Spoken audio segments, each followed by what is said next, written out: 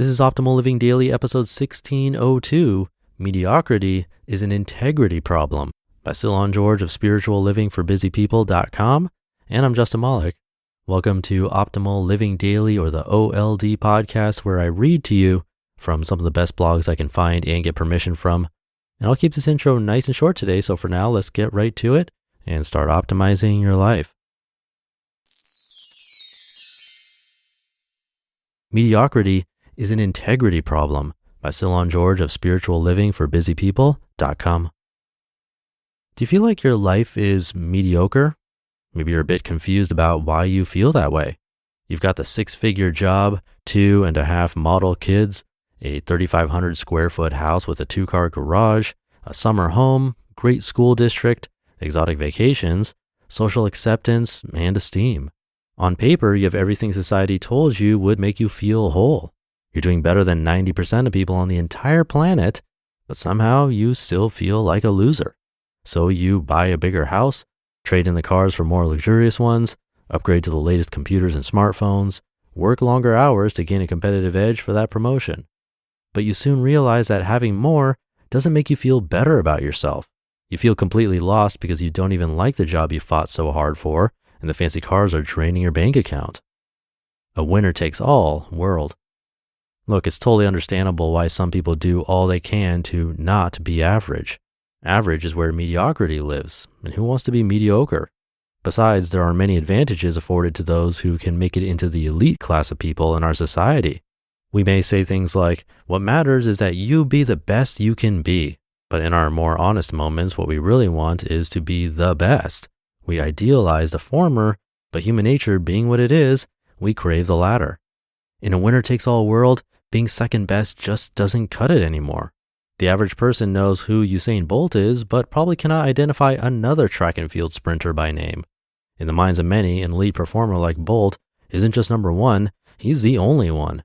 And all it takes to reap outsized rewards is to be just a little bit better than the rest of the competition.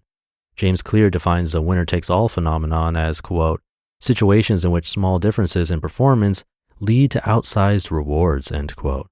Is what he refers to as the 1% rule. Perform 1% better than the competition, and you get all the glory, even immortality. It's why some athletes are willing to risk it all by cheating.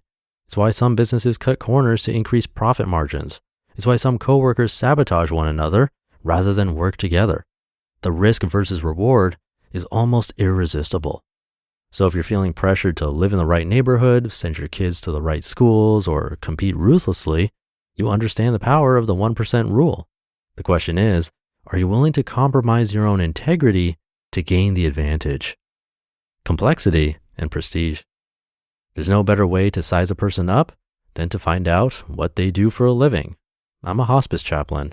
I spend my time with the dying and their families. I'm not a neuroscientist, doctor, or engineer.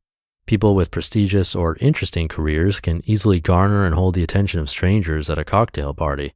Hospice chaplains, not so much. The response I often get goes something like, oh, or that must be depressing. The conversation usually fizzles out at that point. I love being a hospice chaplain. I feel very confident in my abilities to do my job well, and it brings me a high degree of fulfillment, even joy. But every now and again, after an awkward exchange with a person who has more social prestige, I wonder to myself, why couldn't I have been a chemical engineer or computer scientist as I'd initially planned? Compared to the complexity of the work of a doctor or engineer, a hospice chaplain's work seems laughably simple. Sometimes I wonder, did I end up not doing prestigious work because I'm average or mediocre? No. There's not much money or prestige that comes with a position of hospice chaplain, but so far it's the work that aligns most with who I am as a person. It's allowed me to live with greater integrity. The integrity problem. Think about it. When you're not living in integrity, when you're doing the right things for the wrong reasons, do you succeed? Are you at your very best? Are you the best? Maybe for a while, but sooner or later, the integrity problem will catch up with you. You'll find yourself asking things like, who am I? Or what's it all for? You won't perform at your best. You'll be miserable. You'll be mediocre. Have the courage to live with integrity. Here's the point. If you're resisting making a move because you're afraid of being seen as mediocre, Consider that staying where you are is costing you much more than your ego is letting on. Quit the miserable job, downsize the house, sell the car. Do what your heart has always desired, even if your mind says, but what would they think of me? Because mediocrity is nothing more than an integrity problem. If you live with integrity, you'll never have to worry about being mediocre. You just listened to the post titled, Mediocrity is an Integrity Problem by Cylon George of spirituallivingforbusypeople.com. And I'll have some comments, but first, just a reminder, Mother's Day is like 10 days away now.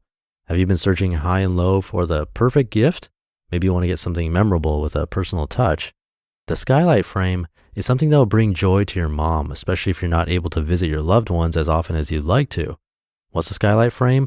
It's a touchscreen photo frame you can email photos to anytime and from anywhere. It helps you or the whole family share all of your favorite moments with mom. The Skylight Frame can be set up in less than 60 seconds. That's how fast it was for me. It's so simple that even non-tech savvy moms and dads will have no issues setting it up. And Skylight offers a full refund if you don't love your frame 100%. I love mine. And now with a special holiday offer, you can get $10 off your purchase of a Skylight Frame when you go to skylightframe.com/optimal and enter code OPTIMAL. That's right, to get $10 off your purchase of a Skylight Frame, just go to skylightframe.com/optimal and enter code OPTIMAL. That's skylightframe.com/optimal. And thank you to Cylon George. Come by spirituallivingforbusypeople.com for more from him. He has a unique story and writes across a wide variety of subjects.